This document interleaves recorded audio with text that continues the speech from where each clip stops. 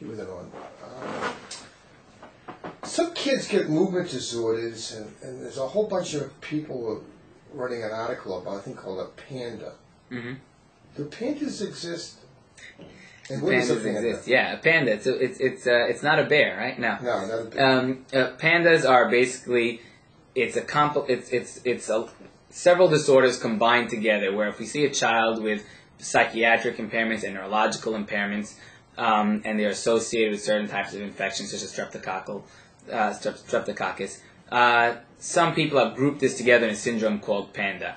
There's still a lot of research going on with that right now. A lot of people... Some don't think it's true. Exactly. Some feel that it might just be an association that's not even there. Because, again, you have to remember that streptococcus is a very common infection. Everyone knows it's strep throat. Well, there's a particular antibody that they look for in the brain. Sure. And it could be true. It may not be true. I think people out around in Providence and Brown talked about it a little bit. Yeah. And I even have a patient that they gave steroids to, and a Tourette's-like syndrome. And it could be coincidence, but the kid is free of Tourette's now.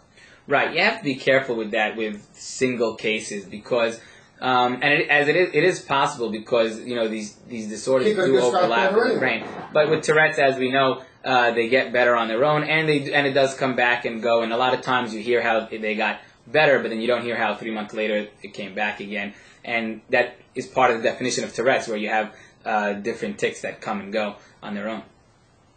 So we're not sure if it is true, and we're not sure if any therapy works, but it's something that's... Now there's a big NIH study going on to see if there is a possibility. Yeah, and that's very important to find out so that we can have a better understanding of how this disorder works. What we have to remember, though, is to be careful about treating something that we don't know what we're treating yet. So, for example, you mentioned that they gave steroids, and steroids has a lot of side effects, and you'd want to be careful and only use that in a situation where you really think you might have some benefit. Thank you very much.